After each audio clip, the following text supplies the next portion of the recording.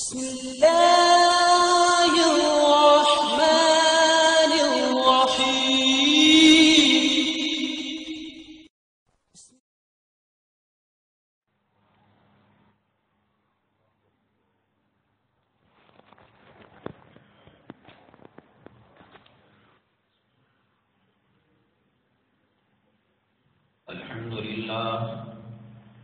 الحمد لله نحمده ونستعينه ونستغفره ونؤمن به ونتوكل عليه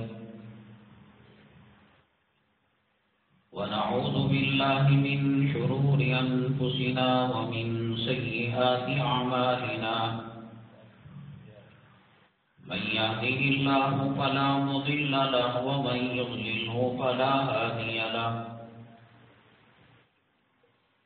ونشهد أن لا إله إلا الله وحده لا شريك له ونشهد أن سيدنا ومولانا محمدا عبده ورسوله صلى الله عليه وعلى آله وأصحابه وبارك وسلم تسليما كثيرا كثيرا. أما بعد فأعوذ بالله من الشيطان الرجيم. بسم الله الرحمن الرحيم. اقرأ باسم ربك الذي خلق خلق الإنسان من علق. قال النبي صلى الله عليه وسلم إنما بعثت معلما أو كما قال النبي عليه الصلاة والسلام. رب اشرح لي صدري ويسر لي أمري واحلل عقدة من لساني يفقهوا قولي. اللهم صل على سيدنا مولانا محمد في أول كلامنا. اللهم صل على سيدنا مولانا محمد في أوسط كلامنا. اللهم صل على سيدنا مولانا محمد في آخر كلامنا. معزز سامعین کرام، آج رجب کی 13 تاریخ 1442 ہجری ہے. فروری کی 26 2021. آج کے جمعے کے اہم عنوانات یہ ہیں: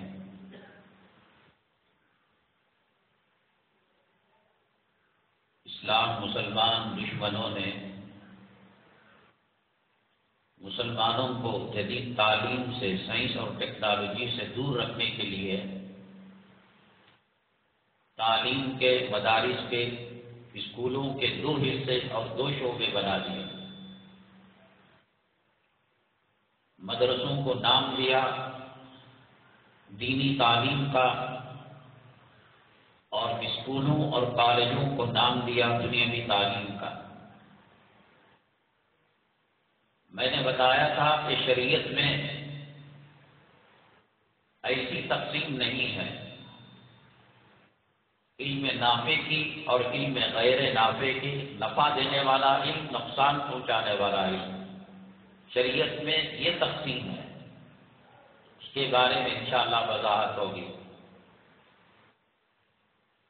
اللہ تعالیٰ نے سرور کونین آقائے دو عالم جناب محمد رسول اللہ صلی اللہ علیہ وسلم کے اندر جتنے خیر کے اوصاف سے کوٹ کوٹ کر بھر دیے. آپ سے پہلے آپ کے زمانے میں قیامت تک جو خیر آ سکتا تھا، اللہ تبارک تعالیٰ نے رسول پاک صلی اللہ علیہ وسلم کو ان تمام خیروں کا مجموعہ بنایا. جس فیلڈ میں جاتے، جس میدان میں آپ رہبری فرماتے، آپ اس میں کامل مکمل نظر آتے. جنگوں میں جائیں تو بہترین سے بہتر، مدرسے میں صبح میں سب سے بہترین استاد، خانقاہ کے اندر سب سے زیادہ تزکیہ کرنے والے، تو نبی کریم صلی اللہ علیہ وسلم جمعہ کا جو خطبہ بیان فرماتے تھے، ایسا خطبہ نہ کسی نے دیا تھا، نہ دے گا، نہ قیامت تک ایسا کوئی خطیب آ سکتا ہے۔ تو نبی کریم صلی اللہ علیہ وسلم کا انداز خطابت کیا تھا؟ نرم گوئی سے کام لیتے تھے، پیار محبت سے، شفقت سے کام لیتے تھے، یا سب جملے استعمال کرتے تھے؟ کیا تھا آپ کا انداز خطابت؟ روایتوں میں کیا چیز بیان کی گئی ہے؟ آج کا ایک اہم ترین مسئلہ ہے کرسیوں پر نماز پڑھنے کا۔ یہ کرسیوں پر نماز پڑھنے کی جو چیز آئی ہے، ابھی ماضی قریب میں آئی ہے۔ رسول پاک صلی اللہ علیہ وسلم کے زمانے میں بھی کمزور لوگ رہا کرتے تھے، خیر القرون کے اندر بھی لوگ بیمار ہوا کرتے تھے، سینکڑوں سال تک مسجد میں کرسی کا تصور نہیں تھا۔ بہت مجبوری سے اجازت دی گئی کرسی پر نماز پڑھنے کی، تو اس کا اچھے صحت مند چلنے پھرنے دوڑنے والے بھی فائدہ اٹھانے لگے۔ مسجدوں کے اندر چرچ جیسا ماحول بعض جگہ پیدا ہو گیا، کھڑے ہو کر صفوں میں اتنے آدمی نماز نہیں پڑھتے جتنی کرسیاں بچھی ہوئی رہتی ہیں۔ کب پڑھنا چاہیے اور کرسی پر کب نماز صحیح ہوتی ہے، یہ اہم مسئلہ ہے، انشاءاللہ اس کو بیان کیا جائے گا۔ چوتھے نمبر پر، بہت پہلے سے ہم کہتے آ رہے ہیں، یہ مسجدوں کی اذانیں، یہ مسجدوں کی باجماعت نمازیں، یہ بیانوں کی محفل، یہ ذکر کی محفل، یہ علماء کی محافل، یہ کب تک چلے گی کوئی نہیں بتا سکتا ہندوستان کے موجودہ حالات کے پیش نظر۔ جو مسلمانوں کے خلاف سازش کی شروعات ہوتی ہے، آسام اس کا ٹارگٹ ہے۔ یہ نارسی سی اے وغیرہ ڈیٹینشن کیمپ پہلے بن چکا ہے، وہاں ابھی بھی ہے۔ این آر سی اے نافذ بھی ہوا ہے، اور اس کے تعلق سے سرکاری جو احکامات ہیں ان کو سختی سے نافذ کیا جا رہا ہے۔ پہلے تو ان مدارس اور اسکولوں پر بلڈوزر چلا، بلڈوزر کا مطلب اسے بند کیا گیا کہ جہاں سرکاری فنڈ جاتا ہے اور حکومت کی مدد سے اسکول اور کالجز اور مدارس چلتے ہیں، اس میں کڑے ایسے شرائط رکھے کہ مسلمان ان کو مان نہیں سکتا۔ اب خبر یہ آ رہی ہے کہ 3,500 مساجد ان کے قانون کے درغے میں آئے ہوئے ہیں۔ کب کیا ہوگا اللہ بہتر جانے۔ یہ خبر سن کر ابھی خاموش ہی رہ رہے تھے، سوچ ہی رہے تھے۔ کرناٹک سرکار کی طرف سے مساجد اور دیگر جو معبد خانے ہیں، ٹیمپل ہے، گردوارہ ہے، چرچ ہے، ان تمام کو نوٹس دی گئی اور ان کے کاغذات طلب کیے گئے۔ کہیں آسام والا معاملہ تو سارے ہندوستان کے اندر نہیں کیا جا رہا ہے۔ ہزاروں سال سے ہندوستان کے اندر مساجد ہیں، اصل ٹارگیٹ تو مساجد ہے۔ مندروں کو، گردواروں کو، چرچ وغیرہ کو جو نوٹیفیکیشن دیا گیا ہے، جو معلومات طلب کی گئی ہیں، ایک رسمی کارروائی کے تحت اصل مقصود مساجد کے ساتھ کچھ ان کے منصوبے ہیں، اس تعلق سے انشاءاللہ بات ہوگی۔ میں نے بتایا تھا حسب معمول جو سوال تھا پچھلی جمعہ کا، اللہ تبارک تعالی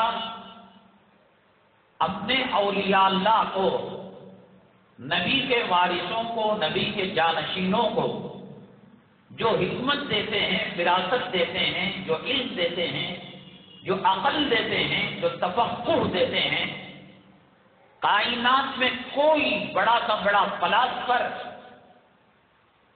بڑا سا بڑا انجینئر، جج، لائر، ایڈوکیٹ علماء سے، نبی کے جانشینوں سے ٹکر نہیں لے سکتا۔ اللہ تعالیٰ نے تفقہ فی الدین کے لیے ان کو چنا، منتخب کیا۔ ان کی جو فراست اور ان کی عقل مندی، ان کی چالاکی اللہ تعالیٰ کی دی ہوئی ہے، اس کا کوئی شخص مقابلہ نہیں کر سکتا۔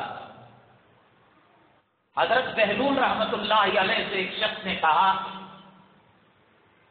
اللہ جب ہے تو دکھائی کیوں نہیں دیتا؟ پہاڑ ہے دکھائی دے رہا ہے، زمین ہے تو دکھائی دے رہی ہے، آسمان ہے تو دکھائی دے رہا ہے، چاند سورج ستارے ہیں تو دکھائی دے رہے ہیں، اللہ ہے مانتے ہیں تو دکھتا کیوں نہیں؟ اور دوسرا سوال اس نے یہ کیا کہ آپ کہتے ہیں کہ شیطان کے اکسانے سے، برگلانے سے آدمی گناہ کرتا ہے۔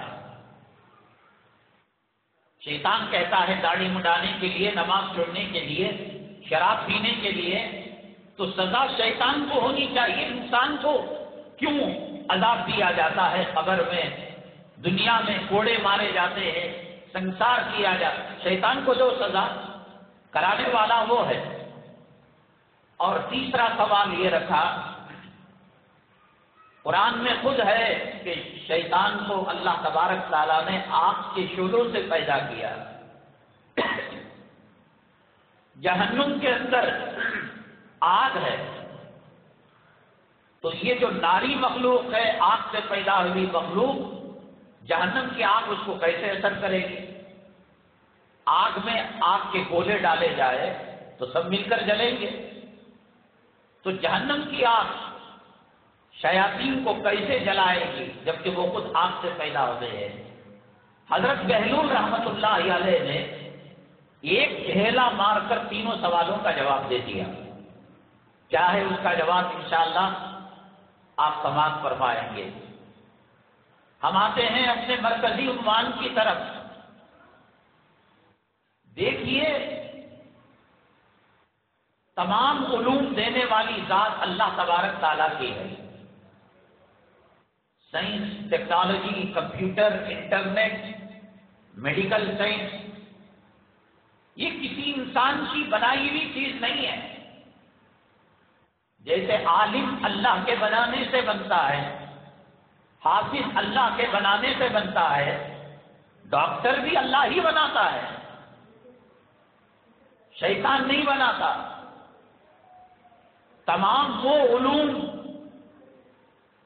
اللہ کو راضی کرنے والے، مخلوق کی خدمت کرنے والے، یہ تمام کے تمام نفع پہنچانے والے جو علم ہیں، یہ اللہ تبارک تعالیٰ کی دین ہے، اللہ تعالیٰ کی نعمت ہے، مرتبے ہیں۔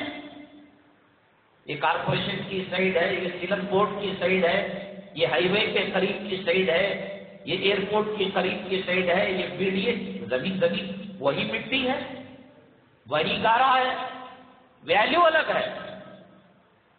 علوم جو نفع پہنچانے والے ہیں مخلوق کو، یہ سب اللہ تعالیٰ کی نعمت ہے۔ نبی کریم صلی اللہ علیہ وسلم نے یہ نہیں کہا جو آج تقسیم ہے، مدرسوں کا علم دے دے، خانقاہوں کا علم دے دے، قرآن کا علم دے دے، حدیث کا علم دے دے، ڈاکٹری کا نہ دے، انجینئرنگ کا نہ دے، کمپیوٹر کا نہ دے، سائنس کا نہ دے، ٹیکنالوجی کا نہ دے، فلکیات کا نہ دے، سمندر کا علم نہ دے، ہوا، یہ نہیں کہا۔ اللہ کے نبی صلی اللہ علیہ وسلم نے فرمایا، اللہم انی اسألوک علما نافعا، اے اللہ مجھے وہ علم دے جو نفع پہنچانے والا ہے۔ قرآن کی تعلیم سے نفع، حدیث کی تعلیم سے نفع جیسے ہے، مرتبہ الگ ہے۔ جو علماء ہیں، جو حفاظ ہیں، اللہ تبارک تعالیٰ کے نبی کے نائب ہیں. ڈاکٹر بھی اپنے علم کے ذریعے سے اگر قوم کی خدمت کرتا ہے، برائے نام فیس لیتا ہے. امام صاحب بھی تنخواہ لیتے ہیں، مؤذن صاحب بھی تنخواہ لیتے ہیں، قرآن پڑھانے والے معلم حضرات مدرسین یہ بھی تنخواہ لیتے ہیں. لیکن ان کی تنخواہ مقصود نہیں ہے. مقصود یہ کہ نماز پڑھائی جائے، قرآن پڑھایا جائے، نبی صلی اللہ علیہ وسلم کی تعلیمات کو عام کیا جائے. ہر وہ علم جو مخلوق کو نفع دے اور اللہ کو راضی کرنے کے لیے کیا جائے وہ علم نافع ہے. اللہ کے نبی صلی اللہ علیہ وسلم نے یہ نہیں کہا دینی علم دے، علم نافع دے. اور پناہ مانگی، اللہم انی اعوذ بک من علم لا ینفع. اے اللہ میں ایسے علم سے پناہ مانگتا ہوں، پناہ چاہتا ہوں جو علم مخلوق کو نفع نہ پہنچائے.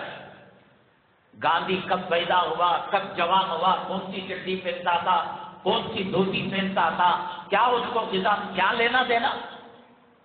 جواہر لال نہرو کا ڈیٹ آف برتھ کیا ہے، سبھاش چندر بوس کس خاندان کا ہے، کیا لینا دینا.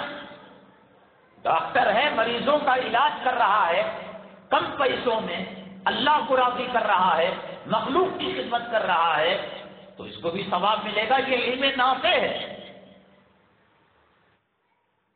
اور جس علم سے مخلوق کو فائدہ نہ پہنچے، اللہ تبارک تعالیٰ کی رضامندی نہ ہو، اللہ کے نبی صلی اللہ علیہ وسلم نے منع فرمایا. آپ نے دعا کی ہے اللہ ایسے علم سے دوری رکھتے. پہلے ایسا تھا دنیا اور دین کے علم کے درمیان کوئی لکیر نہیں تھی، فرق نہیں ہوتا تھا. ڈاکٹر مسلمانوں میں تھے، انجینئر مسلمانوں. میں نے آپ کو بتایا کمپیوٹر کا ایجاد کرنے والا مسلمان، ہوائی جہاز کا، سب ترقی یافتہ چیزیں مسلمانوں کی دین تھی. اللہ کے نبی صلی اللہ علیہ وسلم جب معراج میں جا کر آئے، مکے کے کافرین اور مشرکین نے کہا کہ آپ حضرت ام ہانی رضی اللہ تعالیٰ عنہ کے مقام سے راتوں رات بیت المقدس گئے، بیت المقدس سے ساتوں آسمان اوپر گئے، اللہ کے یہاں ملاقات کی، جنت کو دیکھا اور جہنم کے جہنمیوں کا نظارہ کیا، گھیر لیا. کفار اور مشرکین نے مکہ کے کہا کہ اگر آپ بیت المقدس گئے ہیں تو آپ بتائیے کہ اس کے دروازے کتنے ہیں، اس کی کھڑکیاں کتنی ہیں اور کتنے فٹ. آپ برسوں سے اس مسجد میں نماز پڑھ رہے ہو، کیا آپ بتا سکتے ہیں کہ کھڑکیاں کتنی ہیں، دروازے کتنے ہیں، وضو کے نل کتنے ہیں، ٹوائلٹ کتنے ہیں؟ یہ سب کون گنتا ہے؟ ٹی وی اب آئی، انٹرنیٹ ابھی آیا، جدید علوم 100-200 سال پہلے سے آنا شروع ہوئے. اللہ تبارک تعالیٰ نے ٹیکنالوجی جو ٹی وی کی تھی، انٹرنیٹ کی تھی، نبی کریم صلی اللہ علیہ وسلم کے آنکھوں کے سامنے بیت المقدس ڈسپلے ہو گیا. LCD کی، LED کی، کرنٹ کی، انٹرنیٹ کی، ویڈیو کالنگ کی کوئی حاجت نہیں.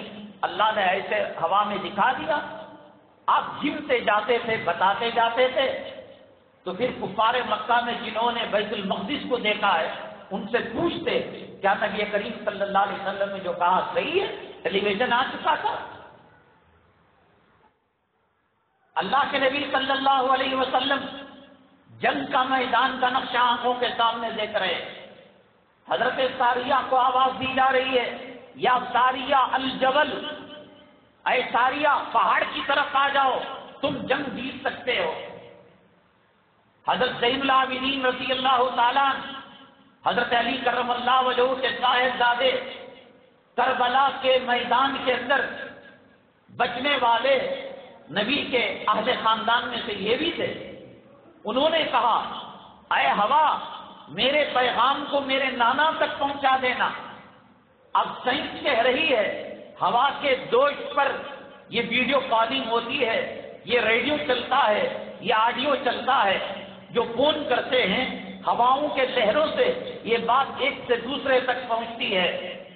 حضرت عابدین رضی اللہ تعالیٰ عنہ نے اسی وقت کہہ دیا، اے ہوا میرے پیغام کو آقا کے نانا کے دربار میں پہنچا دینا۔ کوئی تفریق نہیں تھی، یہ دین کا علم ہے، یہ دنیا کا علم ہے۔ جو علم نفع دینے والا ہو اور جو علم مخلوق کو فائدہ دینے والا ہو، اللہ تبارک تعالیٰ نے یہ تمام علوم سے آراستہ پیراستہ کر دیا جناب رسول اللہ صلی اللہ علیہ وسلم کو۔ دوسری بات یہ ہے، علم کا ہونا یہ کافی نہیں ہے جب تک اس علم کے تانے بانے اللہ تعالیٰ سے نہیں ملتے۔ شیطان بہت بڑا علامہ تھا، وہ ڈاکٹری بھی جانتا ہے، وہ انجینئرنگ بھی جانتا ہے، وہ سائنس بھی جانتا ہے، وہ ٹیکنالوجی بھی جانتا ہے، وہ قرآن بھی جانتا ہے، وہ حدیث بھی جانتا ہے۔ پہلے وہ فرشتہ تھا، لیکن اس کے علم کے تانے بانے اللہ تعالیٰ کی رضامندی سے جا کر نہیں مل رہے تھے۔ حضرت تھانوی رحمت اللہ علیہ نے فرمایا، شیطان عالم بھی تھا، عابد بھی تھا، اور اپنے فن کا ماہر تھا۔ اللہ تعالیٰ سے کہا، خلقتنی من نار وخلقتہ من طین۔ اے اللہ، آپ کہہ رہے ہیں کہ آدم علیہ السلام کو سجدہ کرو، آگ جلائی جاتی ہے تو آگ اوپر کی طرف جاتی ہے، اور مٹی کو اوپر سے ڈالا جاتا ہے تو مٹی نیچے آتی ہے۔ یہ کیسا فلسفہ ہے کہ اوپر والا نیچے والے کو سجدہ کرے؟ ہونا تو یہ چاہیے تھا کہ مٹی مجھے سجدہ کرتی ہے، آدم مجھے سجدہ کرتے۔ حضرت تھانوی رحمت اللہ علیہ نے فرمایا، علم کے اعتبار سے اس کا یہ اعتراض صحیح تھا، اور حضرت نے فرمایا عالم بھی تھا، عابد بھی تھا، عاشق نہیں تھا، وہ اللہ کا عاشق نہیں تھا۔ اس لیے معلومات کا اکٹھا کر لینا یہ فضیلت والی چیز نہیں ہے۔ لوگ کہیں کہ یوٹیوب سے ہم نے تقریریں سنی، علم میں اضافہ ہوا، کتابیں پڑھی، علم میں اضافہ ہوا۔ یہ مدارس کیوں رکھے جاتے ہیں؟ اس لیے رکھے جاتے ہیں کہ طالب علم کا سلسلہ نبی کریم صلی اللہ علیہ وسلم تک جا کر پہنچے، دار ارقم تک جا کر پہنچے، صفا کے چبوترے تک جا کر پہنچے، اور وہاں سے نبی کریم صلی اللہ علیہ وسلم سے حضرت جبرائیل علیہ السلام، حضرت جبرائیل علیہ السلام سے اللہ تک جب یہ سلسلہ نہیں جاتا، اس وقت تک وہ علم نفع دینے والا نہیں ہوتا۔ یہود و نصارہ بہت علم رکھتے ہیں قرآن کے بارے میں، حدیث کے بارے میں۔ یہودیوں نے میسج جو انگریزی فلم بنائی، نہیں اجازت تو نہیں دیتا، شریعت اجازت تو نہیں دیتی کہ اس فلم کو دیکھا جائے، لیکن جنہوں نے دیکھا یا کبھی دکھ جائے، آپ دیکھیے کہ کتنی گہرائی کے اندر جا کر اس نے کعبے کا نقشہ بنایا، حرم مکی کا نقشہ بنایا، ابو جہل کا نقشہ بنایا، بلال کا نقشہ بنایا، مسجد نبوی صلی اللہ، یہ جانے بغیر کیسے بنا لیا؟ اور جب وہ علم قرآن کا رکھ رہے تھے، حدیث کا رکھ رہے تھے، اور نبی کریم صلی اللہ علیہ وسلم کی سیرت کا رکھ رہے تھے، تو کیا وہ علم ان کو نفع دینے والا ہوا؟ نہیں ہوا، اس لیے کہ اس علم کے تانے بانے صفا چبوترا سے جا کر نہیں ٹکرا رہے تھے، اور صفا چبوترے کے تانے بانے رسول اللہ صلی اللہ علیہ وسلم تک ان کے نہیں جا رہے تھے، اس لیے ان کا علم رکھنا کوئی فائدہ مند نہیں۔ سب سے پہلی وہ جو وحی آئی، اقرا بسم ربک الذی خلق، اقرا کے معنی پڑھو، یہ نہیں کہا وضو پڑھو، نماز پڑھو، جمعہ پڑھو۔ یہ تو ہر مسلمان کو یہ علم سیکھنا جو وہ عبادت کرتا ہے فرض عین ہے۔ مولوی ہر مرتبہ آپ کے وضو خانے میں آ کر، آپ کے غسل خانے میں غسل کے وقت اور نماز پڑھنے کے وقت وہ ایگزامینیشن نہیں کرے گا، وہ معائنہ نہیں کرے گا۔ ہر طلب العلم فریضۃ علی کل مسلم و مسلمہ، یہ جو عبادتیں کا تاجر تجارت کے تعلق سے حدیث کے احکامات کیا ہیں اس کو جاننا فرض ہے. گوشت بیچنے والا قضائی اس کو ضروری ہے، فرض ہے گوشت کے احکامات شریعت کے اندر کیا ہیں. غلہ اناج بیچنے والا، گھروں کو تعمیر کرنے والا، زمینوں کا کاروبار، جو فن کے اندر ہے وہ فن کا ماہر ہونا اور علوم شریعہ سے واقف ہونا اس کے لیے فرض ہے. آگے کا جو علم ہے وہ فرض کفایہ ہے. وَلْتَكُن مِّنكُمْ أُمَّةٌ يَدْعُونَ إِلَى الْخَيْرِ، کہا کہ اس امت کا ایک فرقہ کام کرے. وَلَوْلَا نَفَرَ مِن كُلِّ فِرْقَةٍ طَائِفَةٌ، یہ کہا کہ ایک فرقہ تفقہ فی الدین کو حاصل کرے. ہر بچے کو عالم ہونا، ہر بچے کو حافظ ہونا ضروری نہیں. وضو کرتا ہے وضو کا علم رکھے، کپڑا پہنتا ہے کپڑے کا علم رکھے، عورت حیا کا علم رکھے، کھانے پکانے میں کیا حلال کیا حرام، یہ انفرادی معاملات کے اندر فرض عین ہے. لیکن چاند میں نماز پڑھنے کا کیا طریقہ، سمندر میں جہاز میں نماز پڑھنے کا کیا طریقہ، ٹرین میں نماز پڑھنے کا کیا طریقہ، یہ علماء کا ایک فرقہ اس کو جانے گا. علم رکھ لینے سے آدمی کو فضیلتیں نہیں مل جاتی. ایک تو یہ ہے، میں نے کہا یہود و نصارہ کے سازش کہ انہوں نے علم کے دو حصے کیے. کہا کہ یہ آخرت کا علم ہے، یہ دنیا کا علم ہے، اور دنیا کی نفرت نبی کریم صلی اللہ علیہ وسلم نے دلوں کے اندر ڈالی ہے. دنیا محبت کرنے کی جگہ نہیں، دنیا رہنے بسنے کی جگہ نہیں. تو یہ کہہ کر علم نافع کی نسبت دنیا سے کر مسلمانوں سے علم چھین لیا. سائنس کا، ٹیکنالوجی کا. پہلے جو علاج ہوتے تھے یہ کیمیکل والی دواؤں سے نہیں ہوتے تھے. انجیکشن نہیں تھا، سرجری نہیں تھی، کڑوے گھونٹ نہیں تھے، دوائیاں میڈیسن نہیں تھا، میڈیکل شاپ نہیں تھا. یونان کا جو طب یونانی ہے، جو جڑی بوٹیوں کے ساتھ، حلووں کے ساتھ، شربتوں کے ساتھ علاج تھا، وہ مسلمان کیا کرتے ہیں. علم فلکیات اس لیے کہ قرآن کے اندر جو علوم گزر چکے ہیں، جو علوم اب ہیں، جو علوم قیامت تک آنے والے ہیں، تمام تر علوم، سمندر کی کیفیت کیا ہے، ہواؤں کی کیفیت کیا ہے، آسمانوں کی کیفیت کیا ہے. جو ڈاکٹر ہے انجینئر نہیں ہے. جو انجینئر ہے ڈاکٹر نہیں ہے. جو لائر ہے ڈاکٹر انجینئر نہیں ہے. لیکن قرآن کا علم جو حاصل کرتا ہے، نبی کی وراثت جو پاتا ہے، وہ فلکیات کا علم بھی جانتا ہے، وہ سماوات کا علم بھی جانتا ہے، وہ زمین کا علم بھی جانتا ہے، وہ انگاروں کا علم بھی جانتا ہے، وہ نباتات کا علم بھی جانتا ہے، وہ حیوانات کا علم بھی جانتا ہے، وہ انسانوں کا علم بھی جانتا ہے. تمام علوم کا سب چشمہ یہ اللہ کا قرآن ہے. قرآن مسلمانوں کو للکارتا ہے. افلا یتدبرون القرآن ام علی قلوب اقفالها. یہ قرآن مردے کے سامنے پڑھنے کے لیے تم نے رکھ لیا، یہ قرآن تعویذ پلیتے کے لیے تم نے رکھ لیا، یہ قرآن مریض پر دم کرنے کے لیے تم نے رکھ لیا، یہ قرآن ایصال ثواب کا کارخانہ بنا کر قرآن خادم کے لیے رکھ لیا، دکان کی ٹھنڈک کے لیے، مکانوں کی ٹھنڈک کے لیے رکھ لیا. قرآن کہتا ہے افلا یتدبرون القرآن، یہ غور و فکر کیوں نہیں کرتے. افلا ينظرون الى الابل کیف خلقت، یہ اونٹ کو کیوں نہیں دیکھتے. والى السماء کیف رفعت، یہ آسمان کو کیوں نہیں دیکھتے.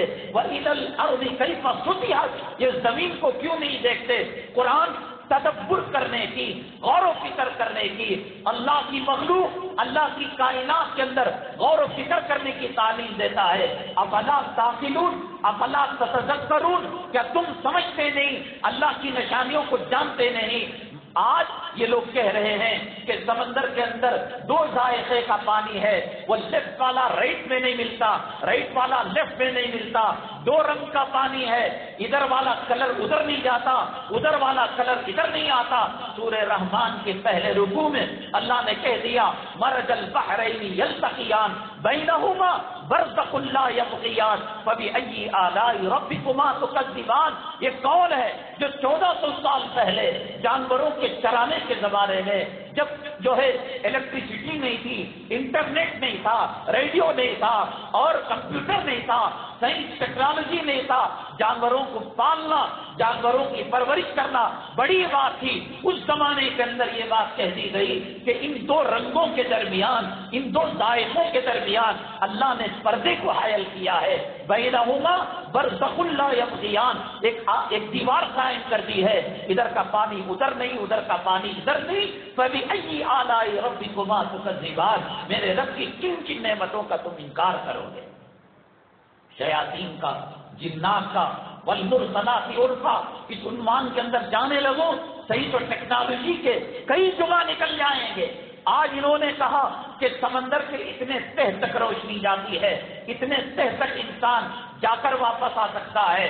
اور کظلمات فی بحر لجی یغشا موج من فوقہ سحاب، کتنی گہرائی ہے، کتنی تاریکی ہے۔ ماں کے حمل کے اندر جو بچے کے اسٹیجز ہیں، 40 دن یہ رہتا ہے، 40 دن وہ رہتا ہے۔ جس زمانے میں چراغ صحیح نہیں تھا اور جس زمانے میں جانوروں کو چرانے کا طریقہ نہیں آیا کرتا تھا، اللہ نے رحم مادر کی تمام کیفیات کو بیان کر دیا۔ اسی لیے علماء کو نبی کا وارث کہا جاتا ہے۔ الف لام میم، الف کا معنی معلوم نہیں، لام کا معنی معلوم نہیں، میم کا معنی معلوم نہیں۔ اللہ نے کہا یہ میرا کلام ہے، الف پر دس نے کیا، لام پر دس نے کیا، میم پر دس نے کیا۔ لا اقول الف لام میم حرف، الف حرف، لام حرف، میم حرف، یہ 3 حرف ہیں، 30 نے کیا ملیں گے۔ گاندھی جی کی ہسٹری، جواہر لال نہرو، سبھاش چندر بوس اور فلاں ان کی ہسٹری جاننے پر یہ ثواب ملے گا۔ نبی کے لائق ڈاکٹر نہیں ہو سکتے، علم ہے، اس علم کے ذریعے سے مخلوق کی خدمت کر سکتے ہیں، اس علم کے ذریعے سے اللہ کی رضامندی حاصل کر سکتے ہیں۔ آٹو چلانا، ٹیکسی چلانا ایک علم ہے، جسے دنیا کے لیے بھی استعمال کیا جا سکتا ہے اور اللہ کی رضامندی کے لیے بھی استعمال کیا جا سکتا ہے۔ اور اللہ کی رضامندی کے لیے جو علم استعمال کیا جائے گا، اللہ تبارک تعالیٰ کے نبی کریم صلی اللہ علیہ وسلم کے علم نافع کے دائرے کے اندر وہ چیز آ جاتی ہے۔ مقام تو علماء کا ہے، مقام تو نبی کے وارثوں کا ہے، مقام تو نبی کے جانشینوں کا ہے۔ اس لیے الف لام میم کا نہ معنی معلوم ہے، نہ مطلب معلوم ہے، نہ ترجمہ معلوم ہے۔ اللہ تعالیٰ نے کہا 30 نے کیا دے دیں گے۔ اور کلام پاک کو کوئی پڑھتا ہے، اٹک اٹک کر پڑھتا ہے، اللہ کے نبی صلی اللہ علیہ وسلم نے فرمایا اس کو دوہرا اجر دیا جائے گا، ایک کلام پاک کو پڑھنے کا اور ایک کوشش کرنے کا۔ حدیث پاک میں آتا ہے، ڈاکٹر، ابھی آپ نے بنگلور کے اندر دیکھا ہوگا، ایک سرکاری بس MBBS کی 2nd ایئر یا 3rd ایئر کی اسٹوڈنٹ کو کچل لیا، وہ مر گئی۔ اب اللہ تعالیٰ اس کے ساتھ جو معاملہ کرنا ہے کرے گا۔ ایک حافظ قرآن حفظ کرنے کے لیے مدرسے میں جاتا ہے، مولانا نے کہا، قاری صاحب نے کہا آپ کی تجویز صحیح نہیں ہے، آپ نورانی قاعدہ پڑھیے۔ نورانی قاعدے کی 3ری تختی پڑھ رہا تھا، روڈ کراس کر رہا تھا، پانی میں جا کر غسل کا تالاب میں، ندی میں غسل کر رہا تھا، وہ ڈوب گیا، وہ کٹ گیا، وہ ایکسیڈنٹ کا شکار ہو گیا۔ اللہ فرماتے ہیں میری عزت و جلالت کی قسم، حفظ کرنے کے ارادے سے نورانی قاعدہ پڑھنے لگا، یہ تالاب میں ڈوب گیا، یہ ریلوے کراسنگ کے اندر یا سڑک کے اندر حادثے کا شکار ہو گیا۔ فرشتوں کو بھیج کر اس کی قبر میں اسے حافظ بناؤں گا، عالم بناؤں گا۔ ڈاکٹر کے لیے ہے یہ بات، انجینئر کے لیے ہے بات۔ اللہ تعالیٰ نے کچھ قصائد دیے ہیں، علماء نے لکھا ہے کسی قبرستان سے عالم دین اگر گزر جائے 40 سال تک اللہ تعالیٰ اس قبرستان سے عذاب کو اٹھا لیتے ہیں۔ یہ ڈاکٹر کے لیے علم نافع ہے، لیکن جو مقام علماء کا ہے، نبی کے وارثوں کا ہے، نبی کے جانشینوں کا ہے، وہ ان کا نہیں ہے۔ وہ ارادہ کرتے ہیں. میں نے بتایا ڈاکٹر ایک شعبے کا نام ہے, انجینئرنگ ایک شعبے کا نام ہے, کمپیوٹر ایک شعبے کا نام ہے, لیکن جو عالم ہوتا ہے اللہ تبارک تعالیٰ تمام علوم کا اسے ماہر بناتا ہے. مر گئے, مفتی صاحب کے پاس گئے, کہا کہ 3 بیٹے 2 بیٹیاں فلاں ہیں, اب اس کا کیلکولیشن کرنا پڑے گا, حساب پڑھنا کرنا پڑے گا. تو عالم حساب کا ماہر بھی بنتا ہے میراث کی تقسیم کے لیے. میں یہ عرض کر رہا تھا عالم ہونا بڑی بات نہیں, عالم تو شیطان بھی ہے. اس علم کے سرے اسی لیے حدیث مسلسلات پڑھائی جاتی ہے. شیخ الحدیث جب پڑھاتا ہے تو مسواک دیتا ہے. پوچھا گیا کیوں؟ نبی کریم صلی اللہ علیہ وسلم اس موقع پر مسواک دی. وہ مسواک دینے کا تسلسل مسلسلات یہاں تک آیا ہے. ایک حدیث پڑھاتے ہیں, استاد ہنستے ہیں. کہا کیوں ہنسا؟ ہنسنے والی کیا بات؟ کہا کہ میرے استاد نے ہنسا, ان کے استاد نے ہنسا, تبع تابعی نے ہنسا, تابعی نے ہنسا, صحابی نے ہنسا, اور صحابی کو پوچھا گیا, انہوں نے کہا کہ نبی کریم صلی اللہ علیہ وسلم نے اس حدیث پر آ کر مسکرایا. نبی کی ایک ایک شان کو زمزم پلایا, پانی پلایا, وہ تسلسل باقی رکھنے کے لیے. بخاری آپ انٹرنیٹ کھول کر پڑھ سکتے ہیں, لیکن وہ سلسلہ, وہ کنیکٹیوٹی اور وہ کنیکشن نبی تک جانا چاہیے, تبھی وہ علوم قابل برکت ہو سکتے ہیں. پڑھنا آدمی آن لائن پڑھ سکتا ہے, کتابیں مسٹر آپ مفتی گوگل صاحب سے پڑھ سکتے ہیں, علامہ یوٹیوب سے حدیث کے احکامات جان سکتے ہیں. تاثیر نہیں ہوگی جب تک کہ وہ سلسلہ نبی کریم صلی اللہ علیہ وسلم سے, نبی کریم صلی اللہ علیہ وسلم کا سلسلہ حضرت ابلیس علم رکھتا تھا, اور یہ علم نفع نہیں دیا, اس لیے کہ اقرا بسم ربک الذی خلق. قرآن نے یہ نہیں کہا کہ تو پڑھ لے, کہا کہ وہ پڑھنا پڑھ جو رب کے نام سے جا کر ملتا ہو. ڈاکٹر بن مسلمان ہو کر, انجینئر بن مسلمان ہو کر, پروفیسر بن مسلمان ہو کر, لائر بن مسلمان ہو کر, جج بن مسلمان ہو کر. جتنے دنیاوی علوم ہیں پہلے اسلامی تعلیمات سے وابستہ ہو, ورنہ یہ علوم تجھے تباہ کر دیں گے, برباد کر دیں گے. آپ دیکھیے گا کبھی نظر پڑ جائے میسج فلم جو آئی تھی نبی کریم صلی اللہ علیہ وسلم کی سیرت پر, اس کا بائیکاٹ کیا گیا اور اسے بینڈ بھی کر دیا گیا. کہیں نظر پڑ جائے کتنا گہرا علم رکھا تھا, کیسے کپڑے وہ پہنتے تھے اس وقت کی گلی. کیا وہ اس علم کی بنیاد پر جنت میں چلے گئے؟ جب آیتیں نازل ہوتی تھی, جتنا ابو بکر صدیق رضی اللہ تعالیٰ عنہ سنتے تھے, عمر فاروق رضی اللہ تعالیٰ عنہ سنتے تھے, صحابہ سنتے تھے, اتنا ہی ابو جہل بھی سنتا تھا, ابو لہب بھی سنتا تھا, عتبہ بھی سنتا تھا. نفس علم کلام پاک کی آیتوں کا وحی کا ابو جہل کے پاس بھی تھا, ابو بکر صدیق رضی اللہ تعالیٰ عنہ کے پاس بھی تھا. ان کے ایمان کے درجات بڑھتے تھے, ابو جہل کے جہنم کے درجات بڑھتے تھے. وہاں ان کے جنت کے, ان کے جہنم کے. قرآن ایک علم تھا, ابو بکر کے ایمان میں اضافہ ہوا رضی اللہ تعالیٰ. خشیت الہی ان کو جو پیدا ہوئی, خدا کا خوف ان کو جو پیدا ہوا, وہ ابو جہل کو کیوں نہیں پیدا ہوا؟ جبکہ وہ علم جانتا تھا, اس لیے کہ اس علم کا سلسلہ نبی سے جا کر عاشقانہ اور محبوبانہ طور پر نہیں ملتا تھا, اداؤں پر صحابہ مرنے والے تھے. ایک بادشاہ کا شہزادہ آیا نبی کریم صلی اللہ علیہ وسلم کے پاس اور کہا کہ ہمارے ابا حضور ایمان لا چکے ہیں, میں بھی ایمان لا چکا ہوں.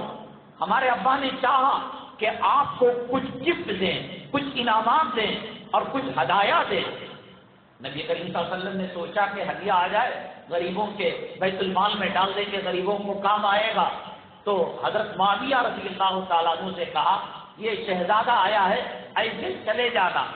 عرب کی تپتی ہوئی ریت, گرمی کا زمانہ, بغیر چپل کے حضرت معاویہ رضی اللہ تعالیٰ اس شہزادے کے پیچھے جانے لگے.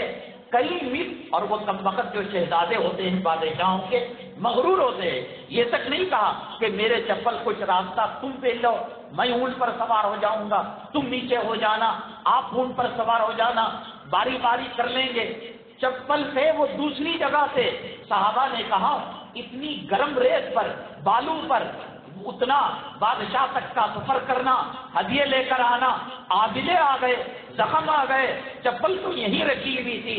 تو حضرت معاویہ رضی اللہ تعالیٰ عنہ فرماتے رہے کہ نبی کریم صلی اللہ علیہ وسلم نے ہاتھ کے اشارے سے کہا ایسے چلے جانا، اگر میں چپل کی طرف جاتا تو نبی کے حکم کے خلاف ہوتا. مر مٹنے والے تھے وہ، علم لینے کے لیے محبت کا خزانہ رکھتے تھے، عشق کا خزانہ رکھتے تھے، پیمانے کو دھلا ہوا رکھتے تھے. حضرت عبداللہ ابن مسعود رضی اللہ تعالیٰ عنہ جمعہ کے دن تشریف لائے نبی کریم صلی اللہ علیہ وسلم کی مسجد نبوی کے اندر، اور جگہ خالی تھی، دروازے پر کھڑے ہوئے تھے. جمعہ کے بیان میں ایک جملہ آیا کھڑے رہ جاؤ یا بیٹھ جاؤ، وہیں پر بیٹھ گئے. صحابہ نے کہا کہ آپ کا مقصد تو یہ نہیں تھا. کہا میرے کان میں یہ بات آئی کہ وہاں پر بیٹھ جاؤ، یہ نبی کے حکم کی خلاف ورزی ہوتی اگر میں مسجد کے اندر قدم رکھتا. یہ علم پانے کے لیے علماء سے محبت، محدثوں سے محبت، مفسروں سے محبت، اور یہ تسلسل یہاں سے وہاں تک جانا چاہیے. تب اللہ تعالیٰ علم نہیں دیتے، تفقہ دیتے ہیں. علم الگ چیز ہے، فقہ اور تفقہ الگ چیز ہے. اللہ نے یہ نہیں کہا من یرید اللہ بہ خیرا یفقہہ فی الدین، جس کے ساتھ اللہ بھلائی کا ارادہ فرماتے ہیں تفقہ فی الدین دیتے. یہ نہیں کہا علم دین دیں گے، تفقہ الگ چیز ہے، وہ علم کے اوپر والی چیز ہے، اور وہ چیز اللہ تعالیٰ کی ایسی دین ہے عام آدمی نہیں سمجھ سکتا. حضرت تھانوی رحمۃ اللہ، حضرت مولانا مفتی مظفر حسین تاندلوی رحمۃ اللہ علیہ تازلہ سے دلی کو سفر میں جا رہے تھے. راستے میں ایک مسجد پڑی، کوئی بندہ نہیں اس مسجد کے اندر، نہ صاف کرنے والا، نہ اذان دینے والا، نہ نماز پڑھانے والا. حضرت نے جھاڑو دی، مریدین نے جھاڑو دی اور اذان دی. دیکھا کوئی بندہ گاؤں کا مسجد میں آنے کے لیے تیار نہیں. ایک صاحب کو گاؤں کے والے کو پکڑا اور کہا کہ آپ لوگ نماز کیوں نہیں پڑھتے؟ الناس علی دین ملوکہم. وہ کہنے لگا ہمارے سرپنچ نہیں پڑھتے، ہمارے امیر صاحب نہیں پڑھتے، اگر وہ پڑھے تو ہم بھی پڑھنے لگے. حضرت مفتی مظفر حسین صاحب رحمۃ اللہ علیہ نے کہا ملاقات کروائیے، اس کو بھی نماز کی دعوت دیں گے، نماز کی بات فضائل بیان کریں گے. گئے اور کہا السلام علیکم. اس امیر نے کہا وعلیکم السلام ورحمۃ اللہ وبرکاتہ. کیسے آنا ہوگا؟ ناشتہ کریں گے، کھانا کھائیں گے، ٹھنڈا پیئیں گے، نزدیکیا نہیں، یہ سب چیزوں سے فارغ ہو چکا ہوں. نماز کیوں نہیں پڑھتے؟ کہا کہ مجھے عادت نہیں، اللہ تو مانے گا نہیں. نماز نہ پڑھنے پر قبر کے اندر پٹائی ہوگی، محشر کے اندر رسوائی ہوگی، پل صراط پر کٹ کر جہنم میں جائیں گے. یہ تو اللہ تعالیٰ سنے گا نہیں، مانے گا نہیں. کہا کہ ٹھیک ہے، آپ اگر کہتے ہیں میں نماز پڑھوں گا، اب اس کے آگے مت کہنا کہ غسل کر کے آؤ، وضو کر آؤ، کپڑے بدل کر آؤ، میری شراب چھڑوا دو، میں بازاری عورتوں سے جو ملتا ہوں اس سے چھڑوا دو. آگے کی بات نہیں کہنا. آپ نے کہا نماز پڑھنا، میں بے وضو شراب کی حالت میں بدکار عورتوں سے بدکاری کر میں نماز پڑھوں گا. اگر کسی مفتی سے آپ فتویٰ لے بغیر وضو کے نماز ہوگی، بغیر غسل کے نماز ہوگی، بازاری عورتوں کے پاس جانا جائز ہے، شراب پینا جائز ہے، فتویٰ یہ کہے گا عالم دین حرام حرام حرام. تفقہ نام کی کوئی چیز ہوتی ہے، یہ فراست ایمانی ہوتی ہے. حضرت مفتی مظفر حسین صاحب تاندلوی رحمۃ اللہ علیہ نے کہا بس تم نماز پڑھ لو، میں نے وضو کی بات نہیں کی، میں نے غسل کی بات نہیں کی، میں نے شراب چھوڑنے کی بات نہیں کی، میں نے عورتوں سے دور رہنے کی، نماز پڑھ لو. چنانچہ جب اذان ہوئی نماز کے لیے نکلنے لگے. اب یہ ان کو دعوت دے کر آ گئے، اللہ کے حضور سجدے میں پڑ گئے. اے اللہ، میں نے نماز کی دعوت دے دی، پاک کرنا دل کو تیرا کام ہے، زبان تک کانوں تک بات پہنچانا میرا کام تھا. اللہ میری لاج رکھ لے، اس کو باوضو بنا دے، اس کو غسل کی توفیق دے دے، شراب سے توبہ کی توفیق دے دے، بدکار عورتوں سے دور رہنے کی توفیق دے دے. اے رب رحم کا معاملہ فرما، میں گنہگار ہوں، میں مجرم ہوں. یہ نماز پڑھے گا، گاؤں کے اندر نماز کا ماحول ہو جائے گا. اللہ نے سن لی. جب وہ مسجد کی طرف آنے لگے، کہنے لگے پہلی مرتبہ نماز پڑھنے کے لیے جا رہا ہو، میں کیا منہ لے کر اللہ کے دربار میں جاؤں گا؟ غسل بھی کر لیا، وضو بھی کر لیا، بازاری عورتوں سے دور رہنے کی توبہ بھی کر لی، شراب سے بھی توبہ کر لی، اور مسجد کے اندر آئے پاک صاف ہو کر آئے۔ ظاہری تو کہتا ہے بے وضو نماز کی اجازت نہیں، تو مر جا، تو گٹ جا، لیکن تفقہ نام کی کوئی چیز ہے، ان کی فراست ایمانی پہچان رہی تھی اس آدمی کو اگر پابندیاں عائد کی جائیں، یہ سردار ہے، یہ امیر ہے، یہ پنچایت کا مکھیا ہے، غلامی کو سب قبول نہیں کرے گا۔ حضرت نے کہہ دیا، جس کا نتیجہ یہ ہوا کہ ہم نہیں کہہ سکتے۔ کوئی آدمی آ کر ہم سے مسئلہ پوچھے بغیر وضو کے نماز پڑھنا کیسا ہے، بغیر غسل کے نماز پڑھنا کیسا ہے، بازاری عورتوں کے پاس جانا کیسا ہے، شرف حرام حرام حرام، تو پڑھنا تو پڑھ، غارت ہو کر جا، اللہ کے گھر کو نہ۔ لیکن تفقہ فراست ایمانی، جس کے نتیجے میں جب وہ آیا گاؤں کے لوگ نماز پڑھنے لگے اور مسجد نماز سے آباد ہو گئی۔ شبھی تحریک جب ہندوستان کی آزادی کے آس پاس چلی تھی، ہزاروں مسلمانوں کو مرتد بنانے کی ایک تحریک چل چکی تھی، گھر گھر کے اندر مسلمان اسلام سے دور ہو چکے تھے، مرتد ہو چکے تھے۔ حضرت تھانوی رحمۃ اللہ علیہ کو پتہ لگا، حضرت تھانوی رحمۃ اللہ علیہ پتہ چلا چھوٹا سا گاؤں ہے، ذرا سا ایمان کی دھنک اور ایمان کی ذرا سی خوشبو وہاں پر باقی ہے، ان کے ایمان کو اسلام کو پختہ کیا جائے۔ تو حضرت ثانی رحمۃ اللہ علیہ گئے گاؤں کی فکر لے کر کہ یہاں ایمان اور اسلام کی شمع اور قندیلیں جلتی رہے، اور جا کر کہا بھائیو کیا تم مسلمان نہیں ہو؟ تو لوگوں نے کہا مسلمان ہیں، ہم تو تعزیہ کرتے ہیں۔ تعزیہ حرام ہے، جو شیعہ لوگ کرتے ہیں وہ تعزیہ وہ حرام ہے۔ حضرت ثانی رحمۃ اللہ علیہ سے جب انہوں نے کہا ہم مسلمان ہیں اور مسلمانی کی نشانی نماز نہیں بتائی، داڑھی نہیں بتائی، مسجد نہیں بتائی، روزہ نہیں بتایا، کہا کہ تعزیہ کرتے ہیں۔ حضرت ثانی رحمۃ اللہ علیہ نے فرمایا اگر اس تعزیے سے ان کو روک دیا جائے، رہی صحیح آخری نشانی تعزیہ تھی، اس کو ختم کر دیا جائے تو پھر ارتداد اور مرتد ہونے کے راستے آسان ہو جائیں گے۔ حضرت ثانی رحمۃ اللہ علیہ نے فرمایا تمہاری اماں مر جائے، بابا مر جائے، تعزیہ نہ چھوڑنا۔ سخت بدعت کے مخالف، خرافات کے مخالف حضرت ثانی رحمۃ اللہ علیہ تفقہ فی الدین جو ہوتی ہے اللہ تبارک تعالیٰ کی طرف سے وہ دین دی جاتی ہے۔ حضرت مولانا قاسم نانوتوی رحمۃ اللہ علیہ کچھ لوگوں نے حضرت سے مناظرہ کیا اور مناظرہ کرتے ہوئے کہا حضرت حلال جانور کے اندر کتنی چیزیں حرام ہیں؟ حضرت نے کہا کہ 7 چیزیں حرام ہیں۔ انہوں نے کہا یہ گردہ بھی تو حرام ہے۔ تو حضرت نے کہا حرام ہو تو تم مت کھاؤ، شریعت تو اس کو حلال کہتی ہے۔ اس کے بعد کہیں دکان سے قصائی کی گردہ لے کر آئے، ایک کتے کے سامنے انہوں نے ڈالا، کتا سونگ کر خاموش رہ گیا۔ حضرت قاسم نانوتوی رحمۃ اللہ علیہ سے کہا دیکھو کتا بھی تمہارے گردے کو نہیں مان رہا ہے، وہ بھی حرام سمجھ رہا ہے، تو اب کیا کہتے؟ علم کا جواب قرآن سے حدیث سے کیسے دیتے؟ حضرت قاسم نانوتوی رحمۃ اللہ علیہ فرمایا کتے ہی تو ہیں جو نہیں کھاتے۔ کیا مطلب ہوا؟ جو مسلمان ہے وہ کھاتا ہے، جو نبی کو مانتا ہے وہ کھاتا ہے۔ احاطہ مولسری کے اندر، دارالعلوم دیوبند کے اندر مولسری کا ایک درخت ہے اور وہاں صحن ہے۔ حضرت قاسم نانوتوی رحمۃ اللہ علیہ کے خلاف وارنٹ نکل چکا تھا گرفتاری کا۔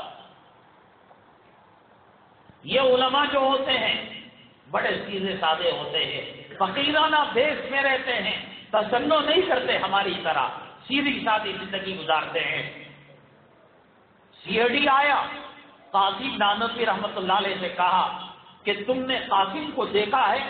انگریزوں نے گرفتاری کا وارنٹ نکالا ہے، ہم گرفتار شکل سے نہیں پہچانتے تھے، نام سے پہچانتے تھے، اب اگر کہتے میں نہیں جانتا تو جھوٹ ہو جاتا۔ قدم قدم پر نبی کی سنتوں کی رعایت، چھپے سے انگریزوں کے وارنٹ نکلنے کے بعد کہیں 3 دن اور 3 دن کے بعد نکل کر آ گئے۔ کسی نے کہا کہ حضرت وارنٹ تو زندہ ہے، گرفتاری ابھی بھی ہو سکتی ہے۔ حضرت قاسم نانوتوی رحمۃ اللہ علیہ نے فرمایا یہ دارالعلوم ایسے ہی قائم نہیں ہوا، خود ساقی کوثر نے رکھی میخانے کی بنیاد یہاں، تاریخ مرتب کرتی ہے دیوانوں کی روداد یہاں۔ کون سا مفسر چاہیے، کون سا محدث چاہیے، کون سا فقیہ چاہیے، کون سا علامہ چاہیے، کون سا مجاہد چاہیے، کون سا غازی چاہیے، کون سا تحریک آزادی کا پروانہ چاہیے، اس انار کے درخت کے نیچے سب تمام مل جائیں گے۔ سنتوں کی اتنی رعایت قاضی نانوتوی رحمۃ اللہ علیہ نے فرمایا، میں ڈر کر چھپ نہیں گیا تھا، میرے حبیب پاک صلی اللہ علیہ وسلم کے خلاف ڈیتھ وارنٹ نکلا تھا اور کفار پیچھے لگے تھے۔ نبی کریم صلی اللہ علیہ وسلم 3 دن 3 رات غار ثور میں رہے، اس کے بعد آ گئے، میں آپ کی سنت پر چلنے کے لیے 3 دن چھپا ہوں۔ آپ اگر کہتے میں قاضی نانوتوی کو نہیں جانتا، جھوٹ ہو جاتا۔ ہر موقع پر اللہ کی رضامندی، اللہ کی خوشنودی کو وہ جانتے سمجھتے تھے، پیش نظر رکھتے تھے۔ ذرا کھسک گئے اور کھسکنے کے بعد کہا ابھی تو قاسم یہی تھا، وہ سمجھے کہ یہاں تھا، یہاں سے چلا گیا، کھسک گئے، سرک کر کہا ابھی تو قاسم یہی تھا۔ بڑے اللہ والے، حضرت کی شادی ہوئی، پہلی سہاگ رات کے اندر حضرت نے اہلیہ محترمہ سے کہا، بڑی امیر کبیر مالدار کروڑ پتی خاندان کی دلہن آئی تھی، کے جی کے تول کے حساب سے سونا چاندی تھا۔ حضرت نے فرمایا تحریک آزادی چل رہی ہے، جہاد کا میدان سلگ رہا ہے، ایسے موقع پر گلے میں یہ زیور اور یہ چاندی سونے کا انبار ڈالنا اللہ کو راضی کرنے والا کام نہیں ہے۔ یہ 2 چیزیں رہ سکتی ہیں، یا تو آپ رہیں گی، یہ زیور نہیں رہ سکتا، یا زیور رہے گا میں نہ رہوں گا۔ تو وہ بھی اللہ والی تھی، اس نے خیرات کر دیا۔ پھر جب دوسرے دن ماں کے باپ کے گھر گئی، کہا کہ کیا ہوا زیور؟ کہا میرے قابل نے اللہ کے راستے میں مجاہدوں کو صدقہ کر دیا، خیرات کر دیا، جہاد فی سبیل اللہ تھا، انگریزوں کے خلاف تحریک چل رہی تھی، پھر اتنا ہی مال ڈبل کر دیا۔ پھر قاضی نانوتوی رحمۃ اللہ علیہ نے کہا یہ کہاں کا مال ہے؟ تو انہوں نے کہا میرے ابا حضور نے دیا ہے۔ تو حضرت قاضی نانوتوی رحمۃ اللہ نے فرمایا مجھے مال سے نفرت نہیں ہے، اگر اس مال کی زکات تم نہیں نکالو گی، یہ مال سان بن کر، آگ بن کر تمہارے گلے میں لپٹ جائے گا۔ حضرت کی اہلیہ محترمہ فرماتی تھی کہ جب میں اس زیور کی طرف دیکھنے لگی تو مجھے اجزا اور جہنم کی آگ دکھائی دینے لگی۔ اللہ تعالیٰ اور نبی کریم صلی اللہ علیہ وسلم کی تعلیمات پر اتنا حق الیقین تھا، عین الیقین تھا کہ جس شام کا تذکرہ کیا بیگم کو وہ شام اس زیورات کے اندر دکھائی دینے لگا۔ حضرت شیخ الاسلام مولانا حسین احمد مدنی نفر اللہ مرقدہ رسول پاک صلی اللہ علیہ وسلم کے روضہ مطہرہ کے قریب حدیث کا درس دیا کرتے تھے۔ بڑے بڑے مشائخ نبی کے خاندان والے، حضرت صدیق کے خاندان والے، حضرت فاروق کے خاندان والے، بڑے بڑے مشائخ شریک درس ہوا کرتے تھے۔ اس میں ایک اہل حدیث کا طبقہ تھا، وہابیوں کا طبقہ، وہ یہ نہیں مانتا تھا کہ نبی کریم صلی اللہ علیہ وسلم روضہ مطہرہ میں باحیات ہے، سلام سنتے ہیں اور سلام کا جواب دیتے ہیں، عام مسلمانوں کی طرح، مومنوں کی طرح۔ ان اہل وہاب کا عقیدہ تھا نبی کریم صلی اللہ علیہ وسلم مٹی میں مل گئے، فلاں ہو گئے۔ تو حضرت شیخ الاسلام ایک بات کہتے، وہ اس کا جواب دیتے، پھر اس کا جواب دیتے۔ جب تنگ آ گئے حضرت شیخ الاسلام مولانا حسین احمد مدنی نور اللہ مرقدہ نے کہا تمہیں میری باتوں پر یقین نہیں اور میرے دلائل پر اعتماد، کانفیڈنس نہیں، بھروسہ نہیں، یہ لو دیکھو میں سلام کر رہا ہوں میرے آقا میرے محبوب صلی اللہ علیہ وسلم کو، اور دیکھو جواب کیسے آتا ہے۔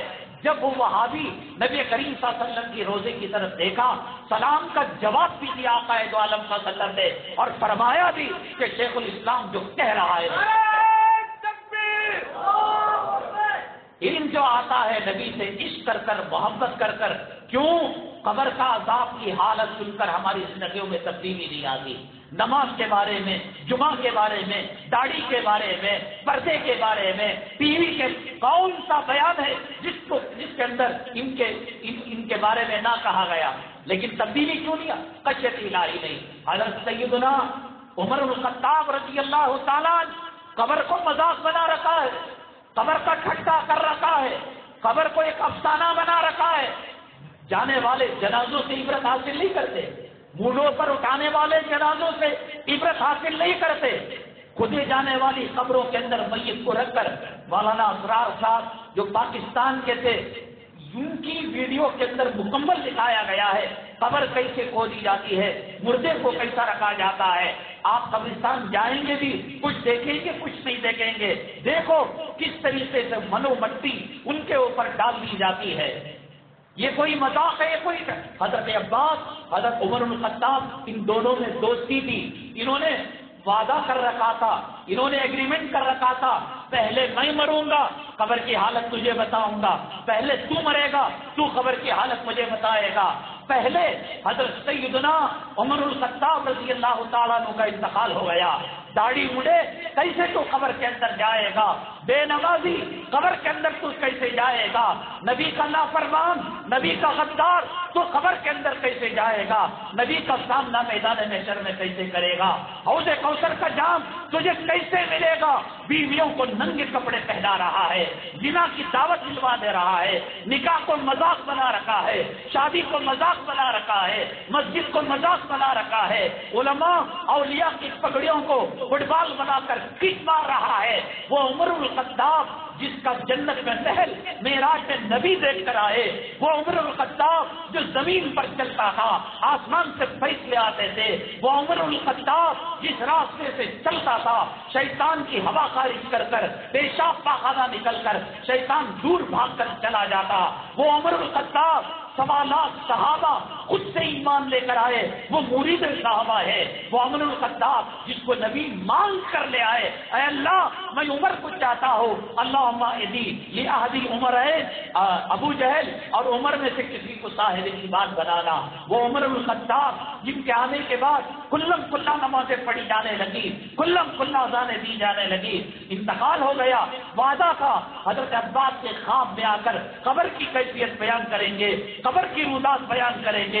جس عمر کا تذکرہ نبی کے پاس ہو، جو عمر مرتے دم تک نبی کا ساتھ دیا اور انتقال کے بعد جو مسجد نبوی صلی اللہ علیہ وسلم جاتا ہے اور کہتا ہے الصلاۃ والسلام علیک یا رسول اللہ، جو کہتا ہے الصلاۃ والسلام علیک یا ابا بکر صدیق، وہ کہنے پر مجبور ہے. جس نے نبی پر درود پڑھا، جس نے ابو بکر کو سلام کیا، وہ عمر الخطاب کو سلام کے بغیر اس کا قدم آگے نہیں بڑھ سکتا. جیتے جی اللہ کے نبی صلی اللہ علیہ وسلم نے فرمایا دنیا میں تم میرے وزیر ہو، جنت میں بھی تم وزیر رہو گے. حضرت عباس رضی اللہ تعالیٰ عنہ رونے لگے. کیا ماجرا؟ عمر کی خبر نہیں آئی، عمر کی خبر نہیں آئی. ایک مہینہ ہو گیا. 1 مہینے کے بعد عمر الخطاب حضرت عباس کے خواب میں آئے، فرمانے لگے اب مجھے چھٹکارا ملا سوال و جواب سے. جنتی عمر، نبی کے مانگے ہوئے عمر، 1 مہینہ حساب و کتاب چل رہا تھا. جن کے محل کو نبی نے جنت میں دیکھا ہوا تھا 1 مہینہ. پہلے زمانے میں ٹال لکڑیوں کی ہوا کرتی تھی. کچھ لوگ خود سے اپنی سواری میں لکڑیاں اٹھا کر چولہا جلانے کے لیے لے کر آتے تھے. کچھ لوگ وہیں کے کسی مزدور کو 1 روپیہ 2 روپیہ دے کر کہتے بھیا اس گھر تک پہنچا دینا. مزدور اللہ والا تھا، متقی تھا، پرہیزگار تھا. بیوی کا حق مار کر، بہنوں کا حق مار کر، وراثت کا حق مار کر، چوری کا مال کھا کر کون بچ سکتا ہے؟ کہتے ہیں کہ جب اٹھا کر جا رہا تھا گوشت آیا ہوا تھا، گوشت دانتوں کے اندر پھنس گیا. اس نے اس لکڑی میں سے ایک باریک تنکا نکالا اور خلال کیا دانتوں میں سے، اور گوشت بھی پھینک دیا اور وہ تنکا بھی پھینک دیا، خلال کی لکڑی بھی پھینک گیا. 1 مہینے کے بعد اس کے کسی ساتھی کے خواب میں آیا، کہا کیا بنی تیری؟ داڑھی مڈا نہیں تھا، جوروں کا غلام نہیں تھا، دولت کا پجاری نہیں تھا، سیاسی کتوں کے آگے پیچھے چلنے والا نہیں تھا، اللہ والا تھا.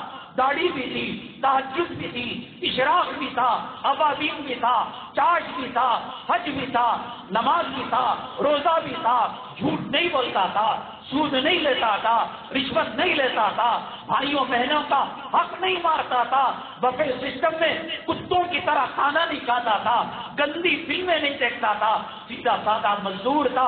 اس نے بتایا اپنے دوست کو 1 مہینہ ہو گیا وہ خلال کی لکڑی مالک کی اجازت کے بغیر میں نے دانت کے اندر جو کر دیا اب تک اس کا حساب کا چکتا نہیں ہوا. کیا جواب دو گے؟ فجر کی نماز نہیں پڑھی، کیا جواب دو گے؟ بیوی کو بے پردہ رکھا، گھر کو قبرستان مکان بنایا، کیا جواب دو گے؟ یہ خشیت پیدا ہونا ہے، علماء سے رابطہ کرنا پڑے گا. کتنا موٹا سونے کا پائپ ڈال لو، جب تک کاوری سے اس کا کلیکشن نہیں ہوگا پانی نہیں آ سکتا. اتنی موٹی تار ڈال لو، اس کے اندر جب تک پاور نہیں آتا بتی نہیں ہو سکتی، لائٹ آن نہیں ہو سکتی، پنکھا نہیں چل سکتا، کتنا آپ علم کے پہاڑ بن جاؤ، خشیت الہی اور تسلسل اور سند جب تک نہیں ملتی اس وقت تک وہ علم نفع دینے والا نہیں ہو سکتا۔ اس لیے اپنے آپ کو بدل لو۔ میں نے بتایا نبی کریم صلی اللہ علیہ وسلم کا انداز خطابت لوگ کنفیوز کرتے ہیں۔ نبی کریم صلی اللہ علیہ وسلم دنیاوی معاملات کے اندر اخلاق کریمانہ کو اور نرم گوئی کو، میٹھے بول کو اپناتے تھے۔ بخاری شریف کی روایت ہے، کوئی سخت بولنے والا مولوی، کوئی چیخنے والا، کوئی چلا، یہاں ہندوستان کے اندر وبا ہے کہ عموماً مقررین حضرات ایسے بولتے ہیں جیسے زبردستی نکاح کی محفل کے اندر بٹھا کر ایجاب و قبول کرایا جا رہا ہو اور قاضی کو سننے نہ آ رہا ہو اور قاضی کہہ رہا کیا آپ نے قبول کیا؟ نہیں قبول کیا۔ ایسے تقریر نہیں چلے گی۔ بخاری شریف کی روایت ہے، نبی کریم صلی اللہ علیہ وسلم جمعہ کا بیان دیا کرتے، خطبہ دیا کرتے تو آپ کا چہرے انور لال ہو جاتا، احمرہ وجہہ، یہ رگیں گلے کی پھول جاتی، انگلی آسمان کی طرف جاتی۔ کیا ہو گیا لوگوں کو؟ یفعلوا کذا ویفعلوا کذا، ایسے ایسے کرتے ہیں۔ اور بخاری کی روایت ہے کأنہ منذر جیش، گویا سپہ سالار ہیں، کسی فوجیوں کے کمانڈر ان چیف ہے۔ کمانڈر ان چیف یوں کہتا ہے میرے بھائی بندوق سنبھال لے، میرے بھائی دشمن کو مار دے، ایسا بولتے ہیں اس کی جلیبی چھین کر کھا لینا ہے، اس کا رس گلہ منہ میں ڈال لینا ہے۔ کأنہ منذر جیش، جہاں ٹریننگ دی جاتی ہے پولیس کی، ملٹری کی، بی ایس ایف کی، وہ کیسے سیکھتا ہے، قدم بڑھاؤ، آگے کرو، لیفٹ کرو، رائٹ کرو۔ بخاری کہتا ہے، راوی بیان کرتے ہیں کأنہ منذر جیش، ایسے للکارتے تھے، ایسے متنبع کرتے تھے گویا کمانڈر ان چیف پہ سالار ہے۔ کہاں ایسی تقریروں کو پسند کیا ہے؟ ہاں انفرادی معاملہ ہے، قرض کا معاملہ ہے، میاں بیوی کا معاملہ ہے، دوستوں کا معاملہ، دین کے بارے میں کبھی معافی نہیں تھی حضرت عائشہ صدیقہ رضی اللہ تعالیٰ عنہ سے اس درجے محبت۔ لیکن جب ایک سائل آئے بس تک کے سوال کر کر جانے لگے، بچی تھی حضرت عائشہ، کم عمری تھی، انگوٹھا دکھا دیا، نبی کریم صلی اللہ علیہ وسلم غصے سے لال ہو گئے، چہرے انور سرخ ہو گیا، فرمایا عائشہ تیرے اس غیبت کو اگر سمندر میں ڈال ڈالا ہے تو سات سمندر کا پانی سیاہ ہو جائے گا اور زہریلا ہو جائے گا۔ بیٹے کو داڑھی بڑھاتا ہوا دیکھ کر نرمی نہیں استعمال کی جا سکتی۔ بیٹا پک پاکٹ کر رہا ہو، بیٹا غیر عورت کو لا کر پلنگ میں سلا رہا ہو، تب دیکھو نرمی اختیار کر کر بیٹا اسکول کالج جانے کے بجائے پارکوں کو جا رہا ہو، فلم کو جا رہا ہو، لڑکیوں کی صحبت، تب کرو نرم بات۔ دین کو قتل کرنے کا ذریعہ بنا لیا، نماز کو اجاڑنے کا ذریعہ بنا لیا، داڑھی کے بارے میں سختی کی جاتی۔ آج ایک مسلمان بغیر داڑھی کے نظر نہیں آتا، نماز کی تو تاکید ہے اس کو بیان کیا جاتا، جیسے بیان کرنا ایک بے نمازی محلے میں نہیں ہو سکتا۔ نبی کے زمانے میں صلی اللہ علیہ وسلم اتنا سخت کہا جاتا، ابی ابن سلول جو رئیس المنافقین ہے اتنا پریشر تھا نماز پر کہ وہ بھی پہلی صف میں نماز پڑھا کرتا تھا۔ ایسا نرم والا معاملہ قرض کے معاملے میں، دیوا دیوی کے معاملے میں، گھر میں میزبان، شریعت آئی کأنہ منذر جیش۔ حدیث کی تینوں کتابوں کے اندر یہ بات بیان کی گئی ہے۔ میں نے بتایا جو حالات ہندوستان کے چل رہے ہیں بڑے نرم و نازک چل رہے ہیں۔ آسام کے اندر جو ہندوستان کے ہندوتوا کے ہندو راج کے جو خواب ہیں اس کو پورا کرنے کی جو کوششیں ہو رہی ہیں، سب سے پہلے آسام اسٹیٹ کو اس کا نمونہ بنایا جا رہا ہے۔ مدارس کے اندر کہا کہ اگر ایڈ لینا ہے سرکاری مدد، اسی لیے مولانا قاسم نانوتوی رحمۃ اللہ علیہ کا اصول آج بھی جو 8 آپ نے اصول رکھے اس میں سے لکھا سرکار کی مدد نہ لی جائے، غریبوں کی جھولی سے ایک 54 لی جائے، سرکار کی مدد، جو سرکاری مدد سے ادارے چلتے تھے ان کو کہا ہم ٹیچر دیں گے، جینٹس بھی دیں گے، لیڈیز بھی دیں گے۔ بخاری شریف لیڈیز عورت آ کر پڑھائے گی، ہندو آ کر پڑھائے گی، detention camp, N R C, C A. اب 3500 مساجد کو بند کرنے کی نیت سے وہاں نوٹسیں دی گئی ہیں۔ ہم جو پچھلے ہی جمعے سے پہلے کرناٹک بنگلور کی مساجد، مندریں، چرچ، گرودوارا، ٹیمپل، ان تمام کو الٹیمیٹم دیا گیا ہے. اصل میں جب ان کے ساتھ جو معاملہ کیا جاتا ہے پکڑنا تو مسلمانوں کو ہے. باپ ایک بچے سے بہت محبت کرتا ہے، بچہ الٹا سیدھا کرتا ہے، سالن گرا دیا، کانچ کا گلاس پھوڑ دیا، اب ڈانٹتا اسے نہیں، عورت کا نام لے کر ڈانٹتا، تو گرا اچھا نہیں رہتا دیکھ عورت پر، ڈانٹنا اس کو مقصود ہے. ٹیمپل کے ایفیڈیوٹ لینا، گرودوارے کے، چرچوں کے کاغذات لینا، مسلمان یہ کہے کہ سب ملا کر لے رہے، یہ خواب و خیال میں بھی نہ رہے. وہ حساب کتاب دیکھیں گے اور مسجد کے اسکوائر فٹ کے حساب سے کتنے مائی کا استعمال ہے، پلان لیا ہے نہیں لیا ہے. جیسا یہ نارسی کی تیاری اپنے بارے میں کیے ہیں، اپنے مکانوں، اپنے دکانوں، اپنے عبادت خانوں کے بارے میں کون پلان بناتا ہے؟ اگر وہ آ کر یہ کہے کہ صاحب تمہارا مدرسہ، تمہاری یہ نور الہی مسجد، اس کا پلان دکھاؤ. شیخ الہند جو لائبریری ہے کروڑوں روپے میں دیوبند کے اندر بنائی گئی، اس کے اوپر دعویٰ بول دیا اور کہا کہ بھئی تم جو ہے پلان دکھاؤ. مولانا رشید صاحب اور دیگر جو مولانا قاسم صاحب وغیرہ، انہوں نے کہا 150 سال سے ادارہ چل رہا ہے، ہم نے اب تک اس معاملے میں مداخلت نہیں کی ہے. اب اگر آپ کہتے ہیں آئندہ اس کا خیال کیا جائے گا، بڑی زبردستی سے اسے معافی تلافی کا معاملہ ہوا. تو قانون ہے پلان لینے کا. مدرسے ہیں تو آگ بجھانے کا آلہ چاہیے، ایمرجنسی ایگزٹ کا دروازہ چاہیے، اور گورنمنٹ کا ایڈیٹر اس کا ایڈٹ کرنا چاہیے. آنے والے اندیشے، آنے والے حالات نازک ہیں. مسلمان یہ کہہ رہا تھا ہندو بھی کھاتا ہے، تمل والے بھی کھاتے ہیں، تیلگو والے بھی کھاتے ہیں، ان کے باپ کو بھی ہوتا نہیں گئی کا گوشت بند کرنے، بیل کا گوشت بند. تم بولتے رہو پھر یہ کہتے رہو انوس دلی دور ہے، ابھی دلی دور ہے، ابھی دلی دور ہے. مغلیہ خاندان کا کیا ہوا؟ مسلمان جو حکمران تھے ہندوستان کا کیا ہوا؟ یہی کہتے کہتے کشمیر کے ساتھ کیا معاملہ کیا گیا؟ یہی کہتے کہتے ہندوستان کہاں سے کہاں پہنچ گیا؟ اپنے اداروں کی حفاظت کرو. ڈاکومنٹ جیسے اپنے صحیح کر رہے ہیں، Aadhaar card, I D card, ویسا پلان بنا لو. الیکٹریسٹی کے بارے میں 1 میٹر سے کام چلا رہے ہیں، اس کا رولز ہوتا ہے کتنے میٹر کتنے واٹس کے لیے چلتا ہے. یہ جب صحیح ہوں گے پھر بھی کم سے کم بچنے کی امید ہے. ورنہ ہمارے لیے آسان نمونہ ہے، 3500 مساجد کو انہوں نے ٹارگٹ بنایا ہے. کرسی کی نماز کا مسئلہ یہ ہے کہ اب عام طور سے ذرا سی کاہلی اور سستی سے کرسی پر نماز پڑھنے لگے ہیں. جو لوگ نماز کے ارکان اپنے طور سے صحیح ادا کر سکتے ہیں، بالخصوص تشہد اور سجدہ. حضرت عمران ابن حسین رضی اللہ تعالیٰ عنہ کو مولم کی پیچ کی بیماری ہو گئی تھی، بڑی تکلیف ہوتی تھی. اللہ کے نبی صلی اللہ علیہ وسلم نے فرمایا تم کھڑ کر نہیں پڑھ سکتے نماز بیٹھ کر پڑھو، بیٹھ کر نہیں پڑھ سکتے لیٹ کر پڑھو، لیٹ کر نہیں پڑھ سکتے اشارے سے پڑھو. اس حدیث سے علماء نے استدلال کیا ہے کہ اگر آج کل گھٹنوں کا مرض جو ہے عام ہو گیا ہے، یہ جو گڑگے ہے اس کا رس ختم ہو جاتا ہے، بڑی تکلیف ہوتی ہے، تو جو آدمی سجدے پر قادر نہیں، تشہد میں بیٹھ نہیں سکتا، سجدہ نہیں کر سکتا، اس کا قیام معاف ہو جاتا ہے. اب وہ بعض لوگ کیا کرتے ہیں جب نماز کھڑی ہوتی ہے اللہ اکبر کھڑے ہو جاتے ہیں، رکوع میں جاتے ہیں، سجدے میں جاتے ہیں، بیٹھ کر رکوع سجدہ کرتے ہیں. یہ غلط ہے. جب اس کا قیام معاف ہو گیا بیٹھ کر ہی پوری نماز وہ ادا کرے. ہاں اس کے اندر 2 باتیں قابل غور ہے. کچھ لوگ ہوا میں ہاتھ رکھ کر سجدہ کرتے ہیں، وہ غلط ہے، اور کچھ لوگ ٹیبل کی تختی سامنے بنا کر اس پر سجدہ کرتے ہیں، وہ غلط ہے.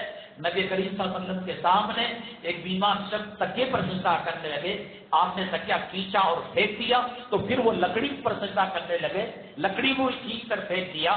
اتنا کرنا ہے، اشارے سے رکوع سجدہ کرنا ہے، رکوع کے لیے کم جھکنا ہے، سجدے کے لیے زیادہ جھکنا ہے. اگر کوئی چیئر پر بیٹھا ہوا آدمی سجدے میں جاتا ہے اور رکوع سے کم جھکتا ہے یا رکوع کے برابر جھکتا ہے، اس کی نماز نہیں ہوتی. رکوع سے زیادہ دونوں سجدے کرنے پڑیں گے، یہ اس کا خیال رکھنا ہے. اور پھر جو لوگ صحت مند ہیں وہ تشہد میں بیٹھ سکتے ہیں، سجدہ کر سکتے ہیں. ذرا سی درد کی وجہ سے، کمزوری کی وجہ سے وہ چیئر پر پڑھ رہے تو ان کی نماز نہیں ہو سکتی. اور میں نے وہ سوال رکھا تھا اللہ ہے تو اللہ کیوں نظر نہیں آتا، اور شیطان گناہ کراتا ہے، انسان کو سزا کیوں دی جاتی ہے؟ اور شیطان آگ سے پیدا ہوا ہے تو جہنم کی آگ اسے اثر نہیں کر سکتی۔ بہلول رحمۃ اللہ علیہ نے جب یہ سوال کیا، ایک مٹی کا ڈنڈا اٹھایا اور اس کے جسم کو دے مارا۔ وہ کہنے لگا حضرت جواب نہیں آتا آپ کو تو آپ بتا دیتے، ڈھیلا لے کر کیوں مارے؟ کہا کہ اس ڈھیلے میں پورے جوابات ہیں، تو ڈھیلے کو وہ ڈھیلا نہ تجھے مارا تو ڈھیلے کو پکڑ اسے گالیاں دے۔ شیطان جب کراتا ہے تو شیطان کو نہیں پوچھتے، کرنے والے انسان کو پوچھتے ہیں، تو مجھے کیوں پوچھ رہا؟ تو ڈھیلے سے پوچھ لے۔ تو اس کو وہ جواب سمجھ میں آ گیا۔ کہا کہ تو نے آہ کی اور درد ہو رہا ہے، بتا کہاں ہے درد؟ تو درد نہیں بتا سکتا، اللہ تعالیٰ اپنا جلوہ کیسا بتائیں گے؟ تو جیسا درد ہو کر نظر نہیں آ رہا ہے، اللہ ہو کر بھی نظر نہیں آ رہے ہیں۔ پھر اس کے بعد کہا شیطان آگ سے پیدا ہوا، جہنم کی آگ کیسے اثر کرے گی؟ جب تو مٹی سے پیدا ہوا، ڈلہ کیسے اثر کرے گا؟ ڈلے کا مار کیسا پڑا؟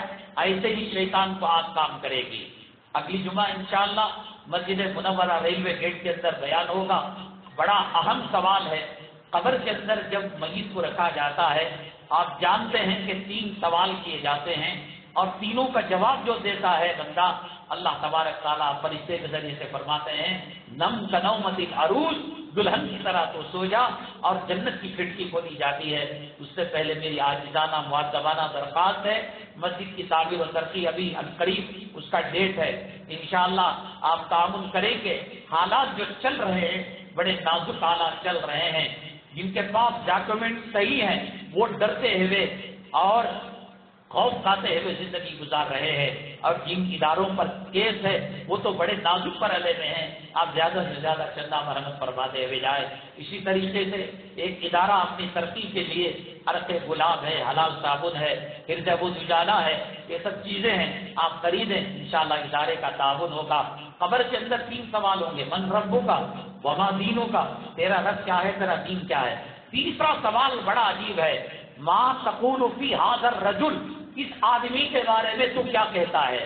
کہتے ہیں کہ جو نبی کا عاشق ہوتا ہے، جو دیندار ہوتا ہے، جو اللہ والا ہوتا ہے، وہ نبی کریم صلی اللہ علیہ وسلم کا جلوہ ہوتا ہے۔ اللہ ہمیں دنیا میں بھی زیارت پر رحمت فرمائے، اللہ قبر میں بھی نبی کی زیارت پر رحمت فرمائے۔ نبی فرماتے ہیں میرے امتی تو اللہ والا تھا، میرا عاشق تھا، اتنے کروڑ درود تو نے کیوں ڈرتا ہے؟ تو کہہ دینا بھائی محمد صلی اللہ علیہ وسلم ہو، وہ نام نہیں لیتا فرشتہ۔ ما تقول فی ھذا الرجل، یہ آدمی کے بارے میں تو لوگ لاکھوں مرتے ہیں، لاکھوں کے قبروں کے اندر کیا نبی بیک وقت جا سکتے ہیں؟ نہیں جا سکتے نا۔ جیسے ملک الموت ہزاروں آدمیوں کی جان نکال رہے، انگلینڈ میں، امریکہ میں، برطانیہ میں، ایران میں، فرانس میں، ہندوستان میں کرنا، تو ہر جگہ تھوڑی جاتے ہیں، وہ اپنے اسسٹنٹ کو بھیجتے ہیں۔ نبی کریم صلی اللہ علیہ وسلم اپنے امتی کو جب سوال ہوگا ما تقول ھذا الرجل، اس آدمی کے بارے میں نائب بنا کر ڈسپلے میں LCD میں نہیں، خود نبی کریم صلی اللہ علیہ وسلم آتے ہیں۔ ایک وقت کے اندر لاکھوں مردوں کو دفن کیا جاتا ہے، تو نبی صلی اللہ علیہ وسلم عرب میں دکھائی دیں گے یا ہندوستان میں دکھائی دیں گے یا ایران میں دکھائی دیں گے یا کچھ اور مسئلہ ہے؟ وہ کیا ہے اس کا جواب؟ اس جواب کے ساتھ ایک اہم عنوان کے ساتھ اگلی جمعہ حاضر خدمت ہوں گے، منورہ عربی کالج ریلوے گیٹ کے پاس۔ اللہ تبارک تعالیٰ تقویٰ طہارت سے مالا مال فرمائے، اللہ تعالیٰ حفظوں سے امت مسلمہ کی حفاظت فرمائے، آمین۔ واقعہ الحمدللہ رب العالمین۔